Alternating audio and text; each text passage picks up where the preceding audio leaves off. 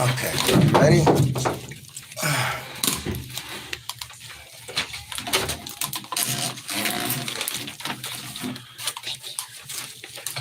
All right, brother.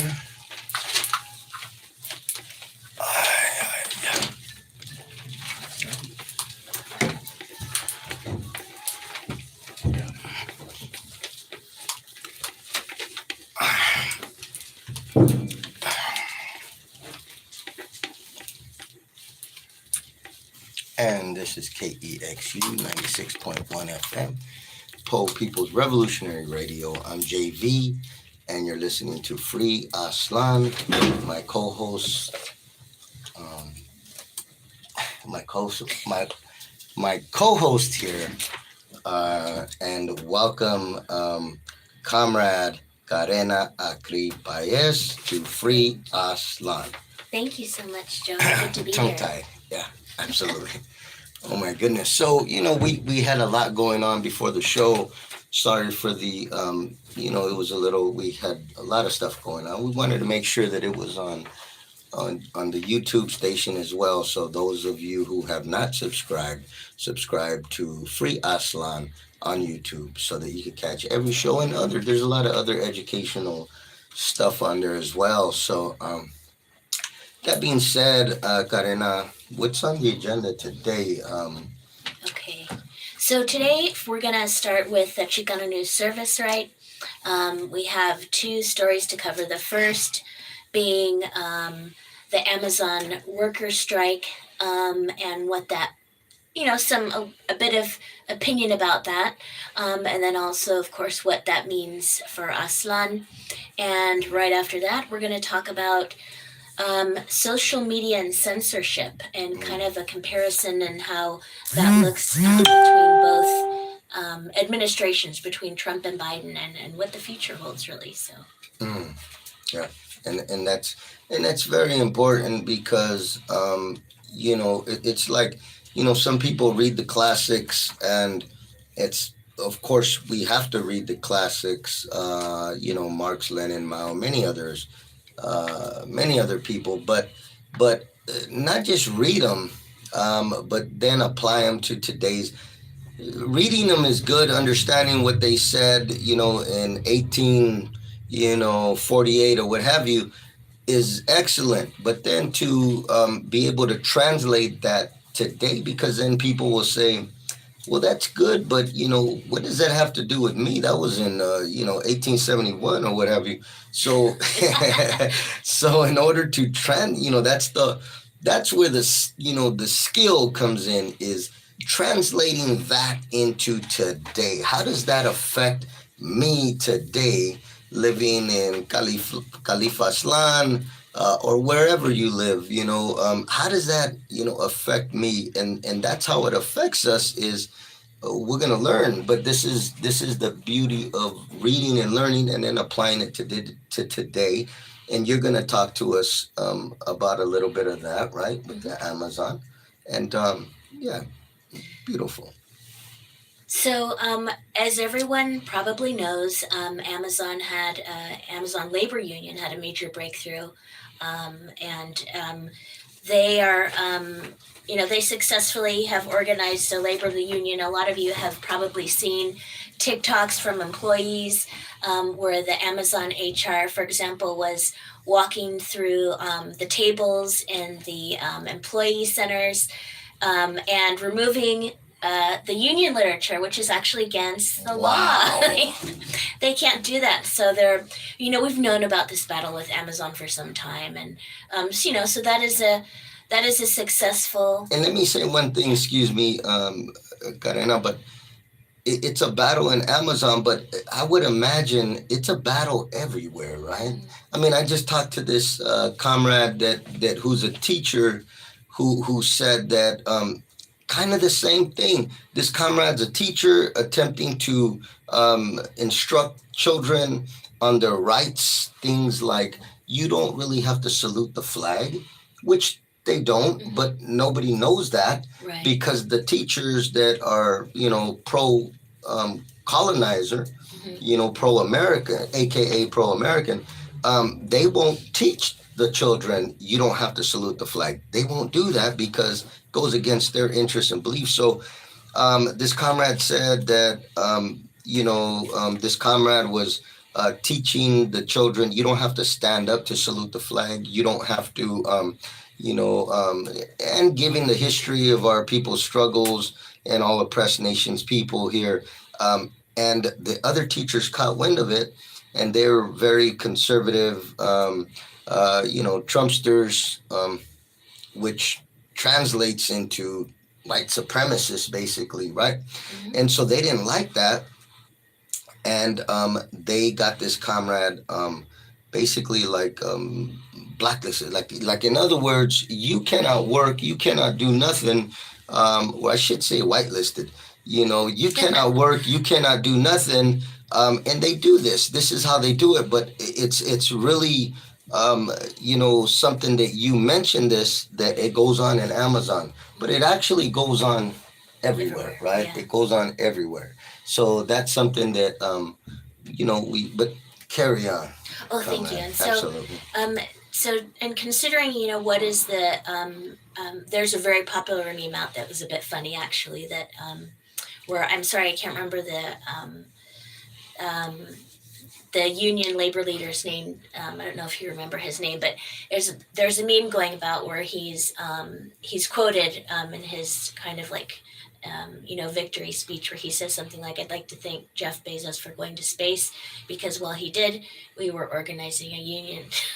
Oh wow. And Oh wow. so that was kind of funny. But I think they had. I mean, I think there's something good that we can learn from this. I think that one thing that it shows us is that a lot of frontline workers um, are not going to be, you know, you know, uh, the most expert Marxist Leninist political theorists are going to be workers who don't yet know that they're socialists or communists.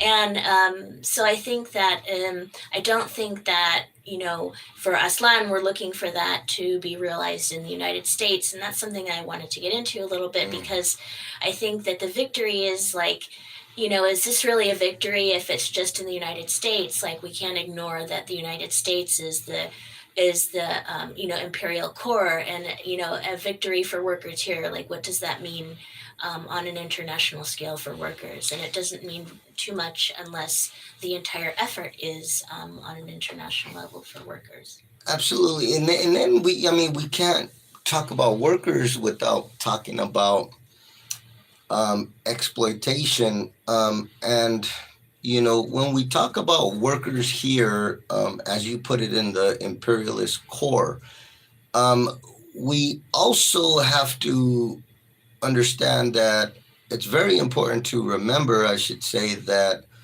um, workers here and wages here, in order for workers to get high wages here, this money is coming from the exploitation of the third world. So it's kind of one of them things like, what is a victory for workers here? Because if I'm going to get a $10 raise, that $10 is being squeezed out of the third world because it's not Exactly. materializing from nowhere, right? So we have to be Exactly. very, like, we want people to be, paid, in a way where they can survive.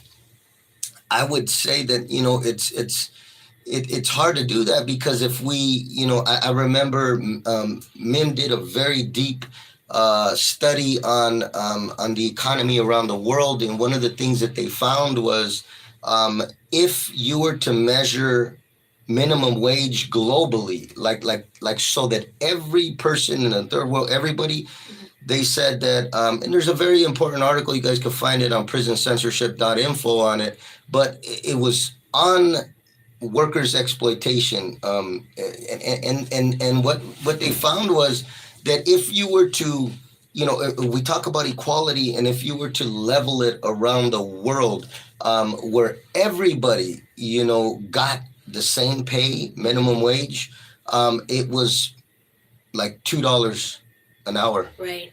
And so So the there's some article, perspective. Yeah, the Yeah. article was it was very good because it said something like, "Our U.S." Because a lot of people talk about U.S. workers, especially the Trotskyists.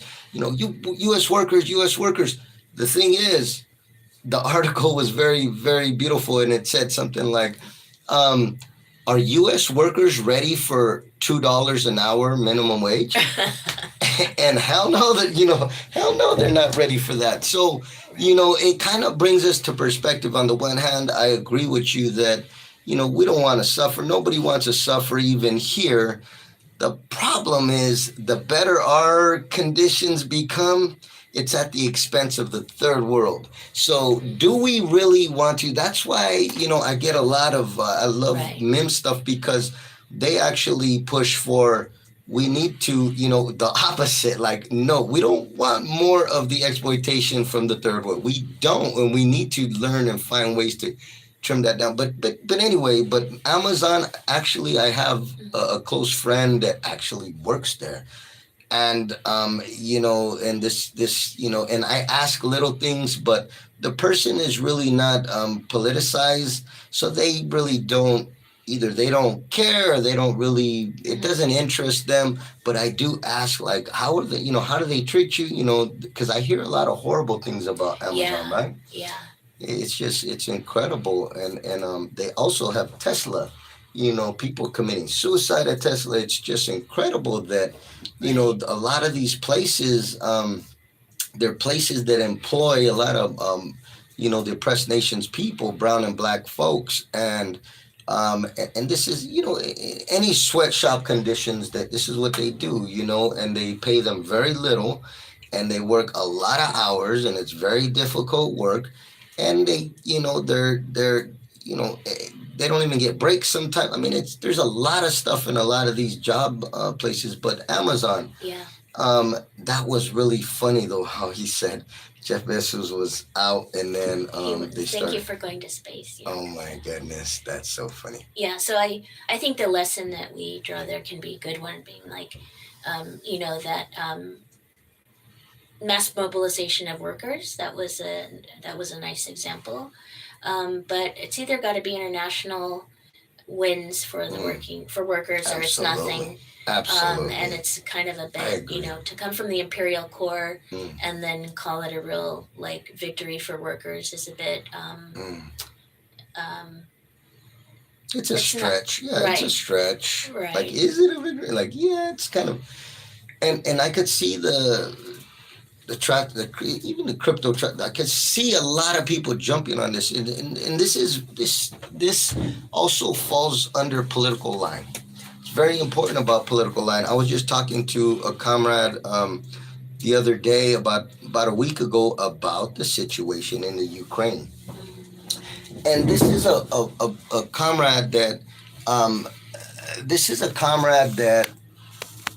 he's been in the struggle for 50 years or so, uh-huh. about 50 years or so, and he's still, in the struggle, in the movement, so he's, and I had a discussion with him where he was saying that, his stance was that, and I believe the camarada might be listening. Sometimes he does, sometimes he doesn't. Uh-huh. And if he is, I hope he doesn't mind throwing out our conversation. But we had a conversation, and he was saying that, and it was interesting, and it's definitely deserves, that conversation. Whether somebody agrees or not, it's very important that we continue this. But his stance was, and this is a comrade who is for national liberation. Hmm. He's for independence. He's for secession, of Aztlan, well, of the territory we stand on. And, but in his opinion, he was saying that he's against Russia, in his words. I'm against Russia invading Ukraine. And I was thrown back. I was Oh. like, this is why, we say ideology is key for Aslan to be free. It's very important. You can be anti-pig, you can be anti-colonizer, you Mm-hmm. could be anti-white supremacist. But if your political line is going to determine not just where you go, but what occurs once you get there. Once we obtain national liberation, what's going to happen to our people? Your ideology will kind of tell you. So it's very important. It's very key. And even a lot of groups and organizations, they may not be real big on ideology, on political line. And that's a big mistake. And they say, well, we got real world problems right now, and we got, we need stop signs on our street, and there's only one way to do it. Okay, fine. But we could walk and chew gum at the same time. So Right. we must always build our ideology and work on our political line. And this comrade was saying that, and it was interesting. I'm not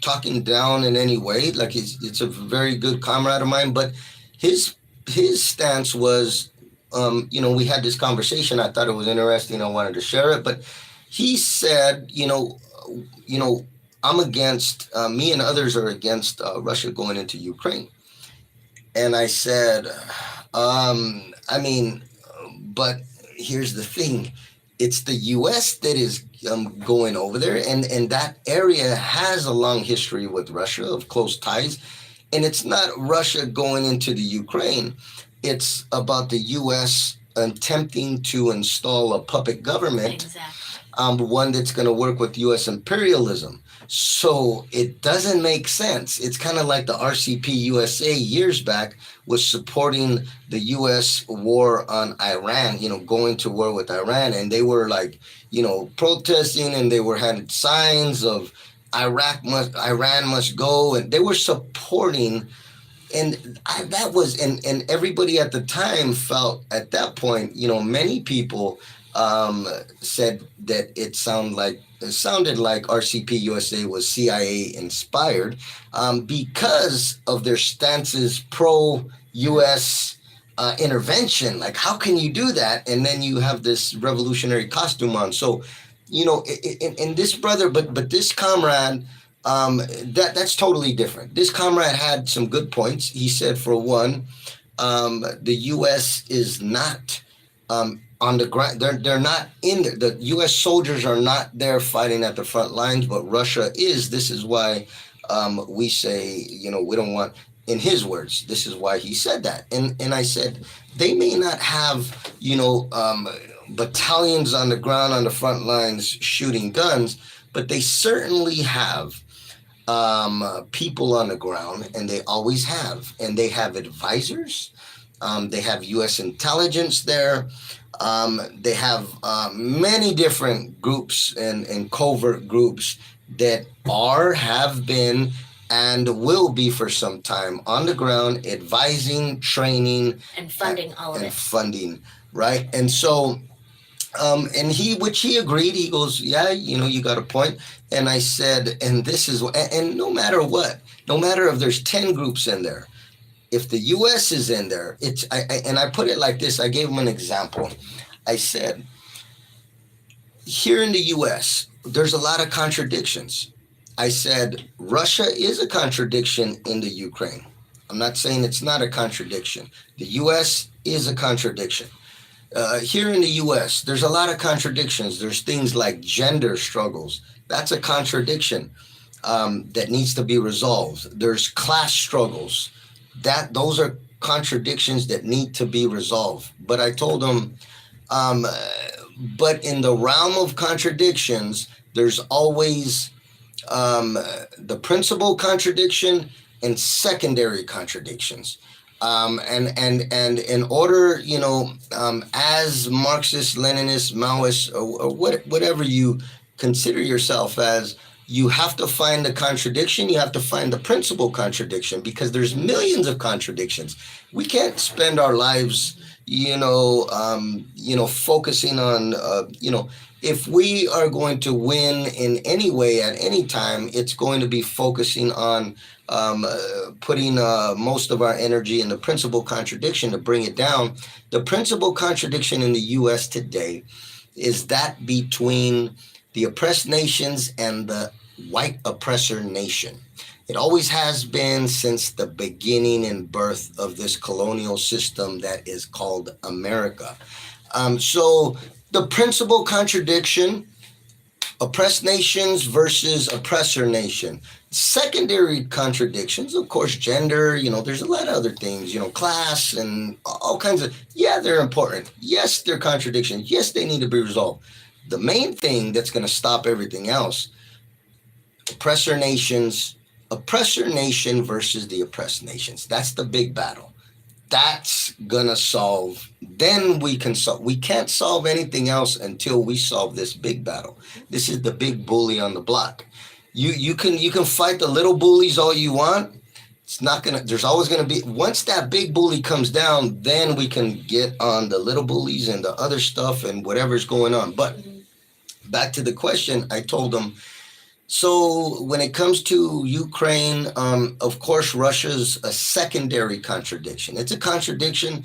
The principal contradiction in that struggle is U.S. imperialism, right? And so he agreed, but he didn't change his stance. And he said, we need more discussion on it.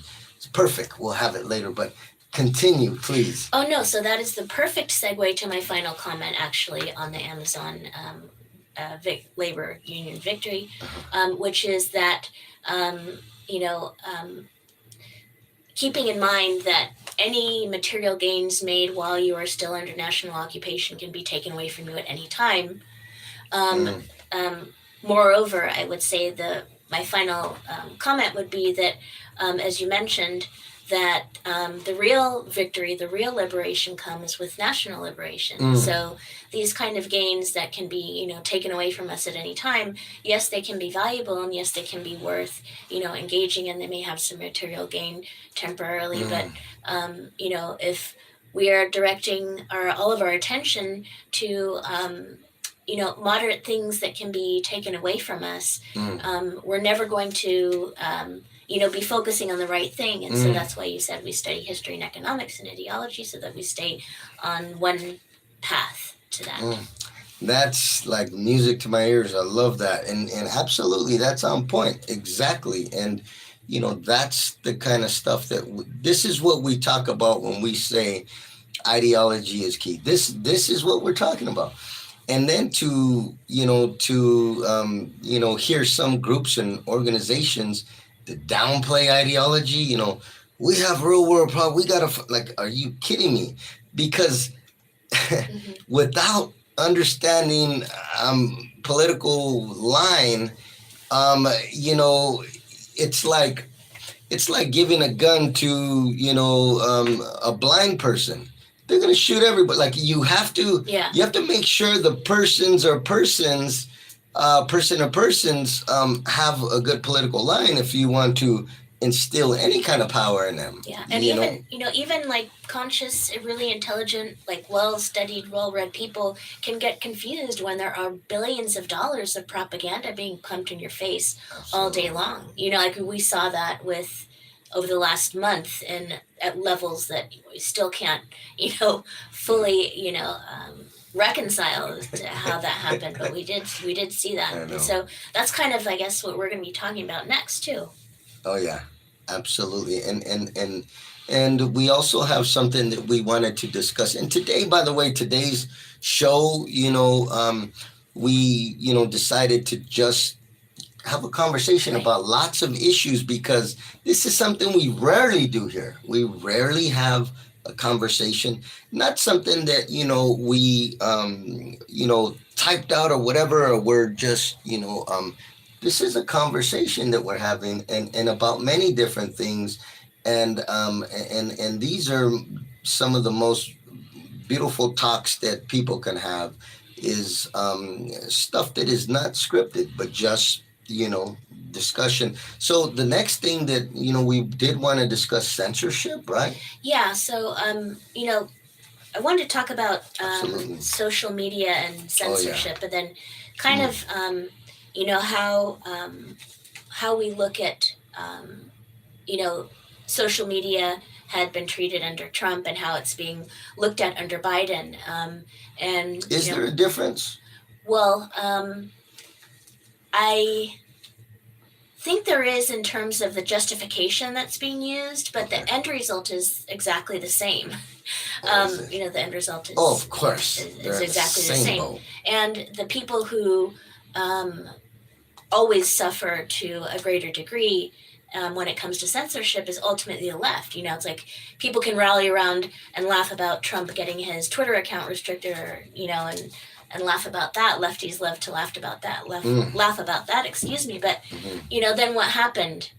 What did we see over the last month when people who dared to to have loud anti-war positions, they were removed off of our platform. So I think it's really Oh, important to take note as we sit through, kind of the downward spiral of the COVID pandemic, and things that have changed and things that haven't really changed. Like, definitely one thing that I think is not going to change so much is that our lives have become much more secluded. A lot of people are not going back to the office to work. mm, A lot of people are not going back out every day. A lot of people have learned to like not interacting with I other human know. beings as much. So in that capacity, it doesn't mean our need for interaction has diminished at all, because we still have that. So our interaction, I think, has become um, incredibly reliant on technology than it ever had before the pandemic. So our lives are mediated already by private corporations, right? And so big technology companies had to take a stand in recent days about their relationships, which, quite frankly, are highly symbiotic within US empire. And so many of these big technology companies thrive around the amplification of spectacle. So it's pretty much like corporate media network, and that's to keep you there as much as possible and to keep your attention glued. And there is no one that is better at disorienting, polarizing, Yeah, I hear you. inflaming and stirring up people than a U.S. president, right? So um, under Trump, we had a lot of Hmm. um, a lot of scandal, a lot of media generated by scandal, and now under Biden, we're seeing. Well, we still have a lot of frivolous media, of course, the corporate media, but um, we're seeing an unprecedented, I think, removal of media sites off of Mm. social media platforms, and especially over the last month. Right. And so, as we've consistently seen, giant corporations are never going to be neutral arbiters of information, right? Right. So, companies realize at some point um, they are ultimately, well, not at some point, but they actually function as the voice of the ruling capitalist class. And so we also looked at recently about with Ukraine on what the media was doing to manufacture consent, and how critically important it was as the ideological apparatus of the state to do that. And so it's imperative to recognize that all of these digital platforms, like we said, are not going to be neutral.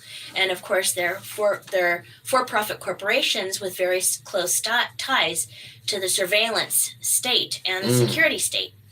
I always think it's funny how sometimes I find myself like, you know, I catch myself trying to be like, oh no, I shouldn't,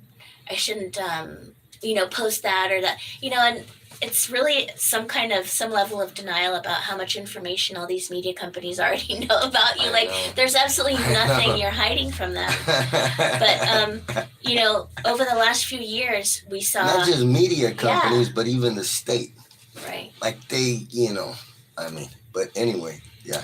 No, so over the last few years, I think we've seen a particularly hard hammer of censorship come on the left. For example, during Hillary Clinton's second campaign, we saw, what happened to WikiLeaks, Mm. and they, even generated electronic interference at one point during WikiLeaks electronic conferences, so people couldn't get into the digital conference room Mm. by using algorithms, things like that. Sometimes there's even difficulty in this neighborhood right around the Oh time that your my show goodness. comes on. They blacked out the whole block, got shut down. Like they got a power outage in the whole street right about 6. Like Yeah, what the like, and yeah, then so but yeah, they try everything they can to just disrupt people's communications and work. It's like it's crazy. In the concentration camps, whenever there's going to be something, some kind of mass action of all prisoners, they'll lock the whole prison down. hmm They'll lock the whole prison. And then out here is the same thing. They try to lock this prison down by shutting the power off on the street on MacArthur. right. And You also know. um, at demonstrations, they'll shut the power off so people can't go Oh live. yeah. I mean, we saw this at Standing Rock. People would turn the phone on and the battery goes from 100% to 0% the No second you turn it way. on. Yeah, Really? yeah. And does it come back or it just No. Yeah. zaps your And then there was a place called Facebook Hill at Standing Rock. It was like the only place people would kind of maybe get reception. Facebook? Yeah, so they That's called it so funny. Facebook Hill because people would be like trying, desperately. But yeah, that was what would happen to cell phones. People would be buying cell phone after cell phone because the batteries would get totally zapped like immediately. Wow. Yeah, and then Did the phones themselves get damaged or no?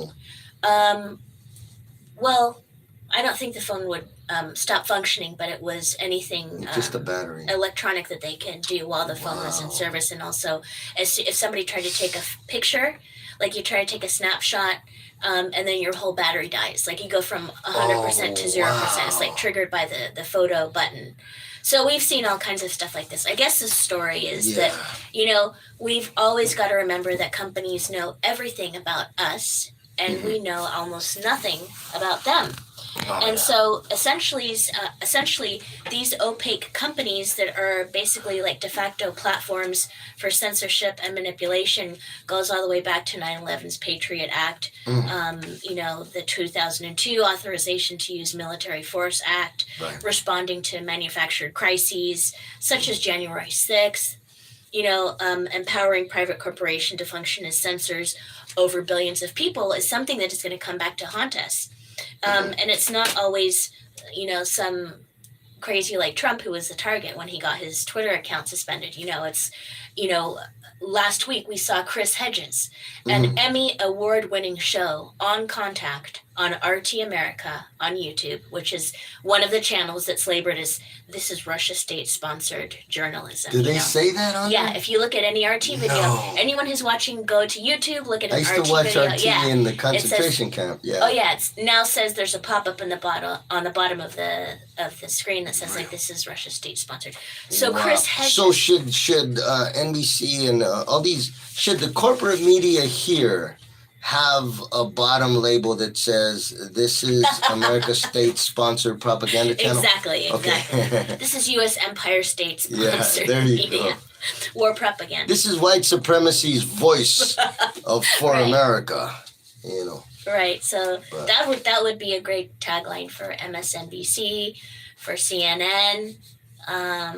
Even NPR in some circles would say that, Yeah. but that's another conversation. But anyway, yeah. So it's just censorship, and censorship is why does the state, why do they employ censorship? What are they afraid of?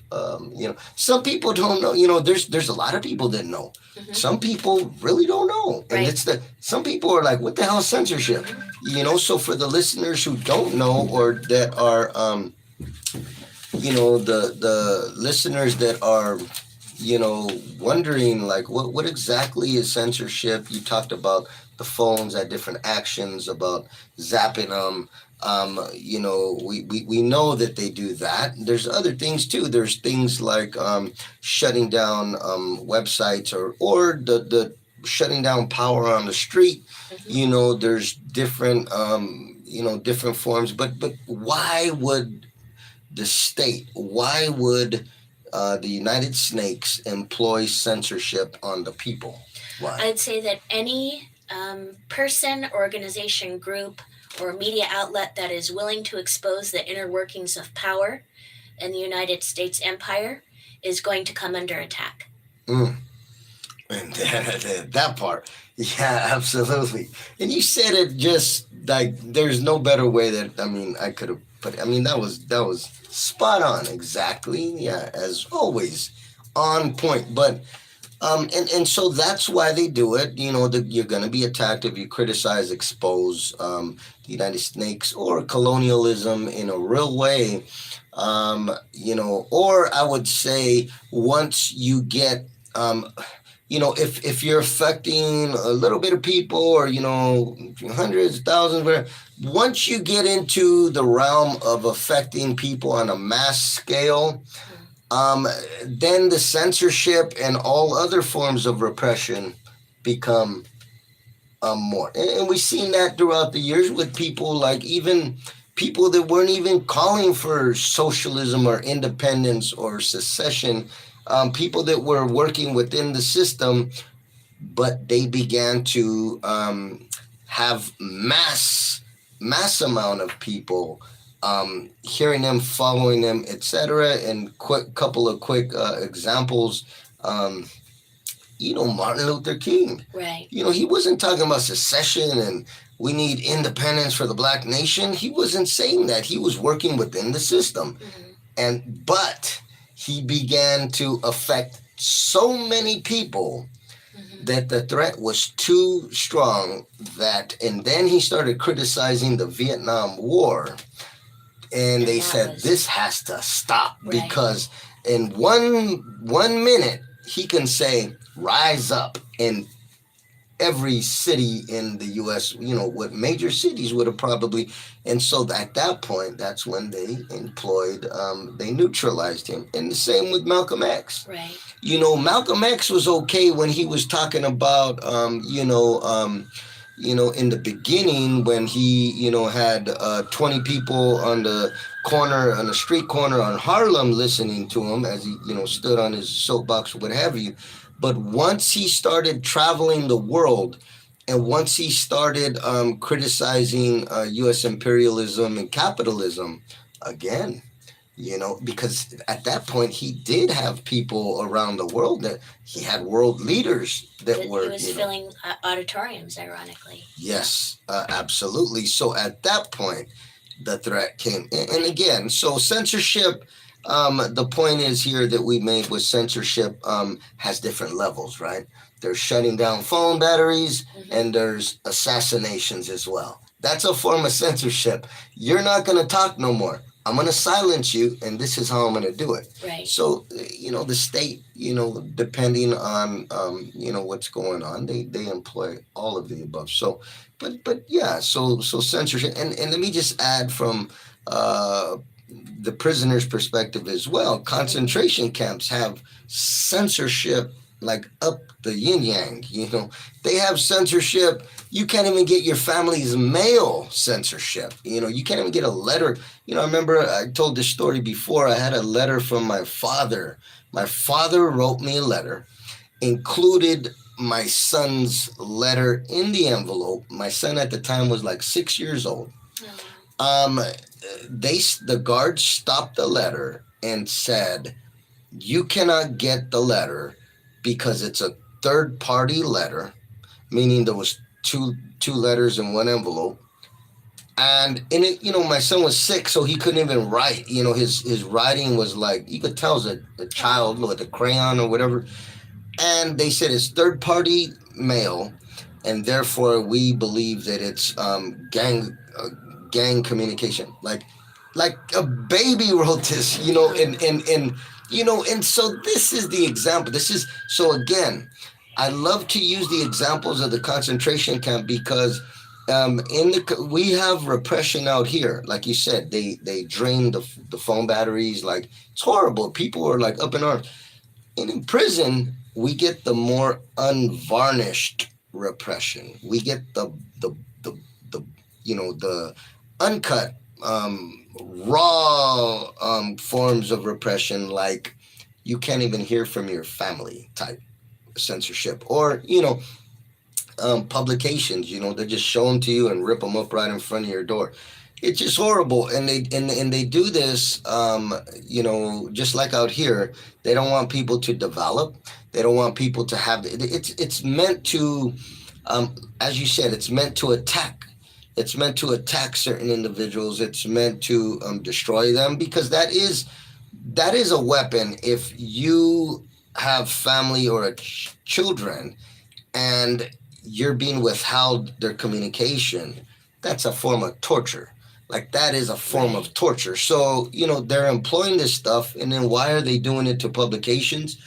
Because of course they don't want prisoners to learn something outside of just, horizontal crime and preying on one another. Of course they don't want people to learn past that, and to develop politically in a revolutionary way. So but we could get all of the USA Today newspapers in like nothing, but let us get a publication written in our interests by our people, and that's when the censorship. So Right. censorship is like, yeah. And by the way, let me just note that the largest archive of prison censorship in the world is found at prison censorship, one word, prisoncensorship.info. That's the largest archive of prison censorship, and it goes back decades. And there's letters from prisoners, there's lawsuits, there's lots of archival, stuff in there. So check that out. But and so yeah, So I think that I guess it's really important to point out that this is going to be the new normal as we come to face with more climate disasters, with more pandemics, and so on. Our increased reliance on social media and technology as a way to interact with people and communicate is not going to slow down at all for some time, and for the time being. Um, but it's important to remember that all of these companies, Twitter, yeah, Facebook, Instagram, they're all self-serving, of course, because they're mm, all for profit. And some of these, we're talking about some of the wealthiest corporations in the history of the world yeah, at this point. And so, mm. the same companies that made Trump look, somewhat foolish sometimes will now manipulate headlines to make Joe Biden look like Moses, like and so. and there's some people that own multiple of these Right. mega companies, Didn't right? Elon Musk just bought a significant percentage of Twitter? I I believe think so. he I just bought believe about so. ten Yeah. percent of Yeah. Twitter. It's So he's like one of the largest shareholders now yeah. It's in just Twitter. yeah. Um, what could go wrong He's with horrible. billionaires controlling free speech? Oh my What could go goodness. wrong? Yeah, and that's why independent media is so important, especially like we have here at Port Press, Port Magazine, KEXU. It's very important that we have this independent institution, so that we could hear things that are in our interest. We're not going to hear about Tiburcio Vasquez and the Greaser laws, 1849 on, I mean, what show is going to talk about that? How about kids in cages? We need to continue to highlight the struggles of our community, because nobody else will. Just like, everybody, every nation, every community has to focus on their community, because nobody's going to focus on one's community like their own people. It just won't happen. So it's very important. And that's why I love it here at Poor Magazine, because there's so many people. This right here, this community is a united front of oppressed nations people, Mhm. and everybody has the freedom to uplift their community, focus on their community struggle, and that's a beautiful thing. It's rarely seen, and that's why I criticize, some of these other stations that people think are very liberal, Mhm. and oh, that's a good left wing, and I criticize them sometimes because yeah, on the surface they may talk about some progressive situations and struggles. But in the end, let's say I'm there and I want to have a series on the Plan de San Diego. you know, and they would, they probably, they'd be up in arms to put it very nicely, but they probably wouldn't like that. I don't think democracy now would. I don't think Not even the Young Turks. I don't think. I know, definitely not the Young Turks, and not Sister Amy. Sister Amy, she would be like, "Well, hold on, I don't." So the Plan de San Diego, for those who don't know, look it up. Research it, and it was very interesting. And that was one of our first heroes who drafted the Plan de San Diego, and fought for all oppressed nations people to be free and independent here. And we'll post a graphic about Plan de San Diego on Aztlan Press tomorrow. Oh, perfect. Instant Media. We'll do that on Instagram, sorry. Oh, perfect. And we were discussing at one point doing a future series on Plan de San Diego, yes, which would be very interesting, but that's down the line sometime. Right. But yeah. Teaser tomorrow on Aztlan Press. Absolutely. So and did we cover everything that we had? Yes, I think the bottom line with that is just to reinforce that major media corporations serve as nothing more than the ideological apparatus of the white supremacist empire, and continue to be prepared for social media blackouts. If you are running a page, a channel, I highly recommend that you get an email address for all of your subscribers, so that if you wake up one morning and your page is gone, you have a way to stay in touch with people.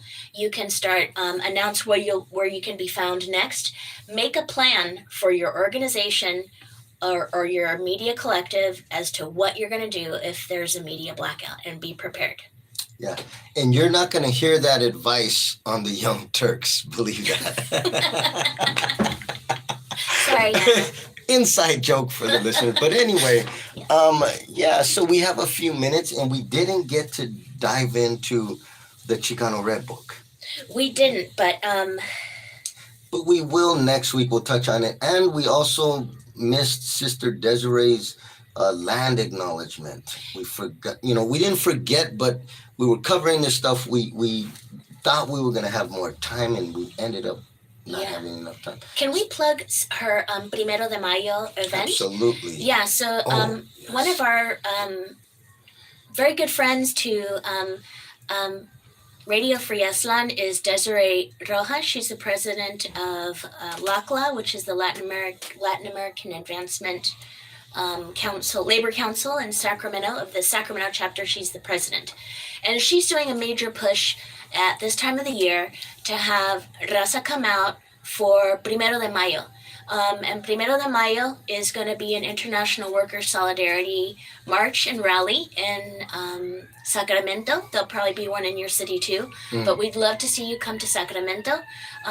We'll be doing some live streaming and coverage of the event. We'll be there, right? I think so. Oh, good. Yes, that's going to be I wonderful. Hope so. Absolutely. Yeah, so please make sure you can follow LC... what is that? LCAA. LCAL. Latin American. Just look up Desiree Rojas on Facebook. Also, we'll post the flyer on Aztlan Press tomorrow. Absolutely. So you can look for the Plan de San Diego graphic and also the flyer for Primero de Mayo. Come out and stand in support of issues that are affecting Raza and international worker solidarity. Absolutely. And very quickly, most of you know, but just those who haven't heard, May 1st, International Workers' Day,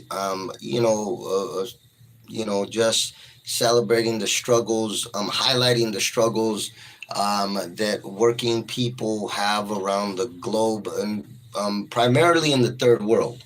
And everybody has their, worker struggle. Some people might think Jeff Bezos is a worker. I don't know. Everybody has, trucks, they have different, everybody has their thing. But,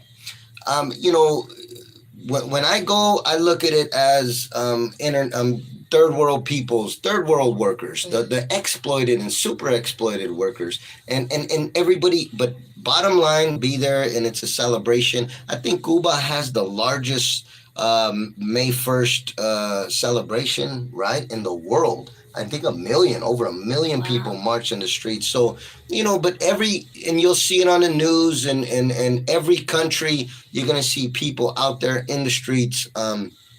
Very important for working people because raza, the Chicano nation, that's where we derive from. This is our backbone, is Chicano labor, and the same for other oppressed nations people here as well.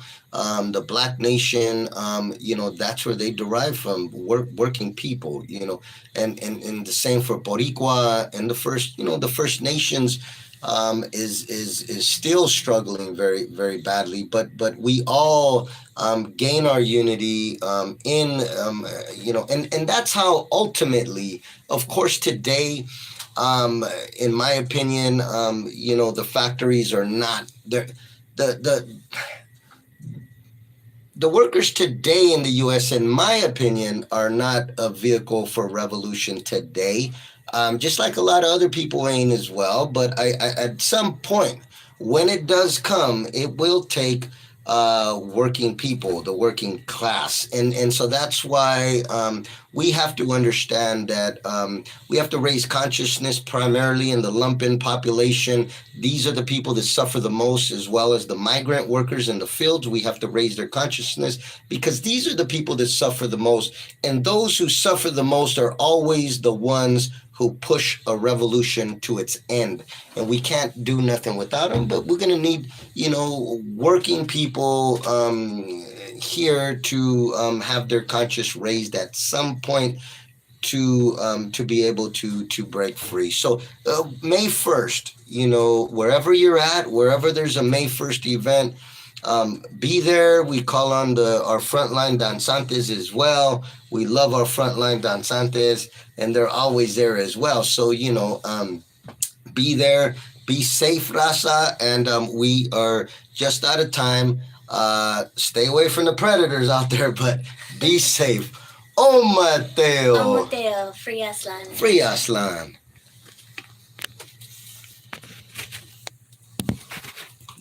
That was a fun one. That was. We got to talk. That's a good show.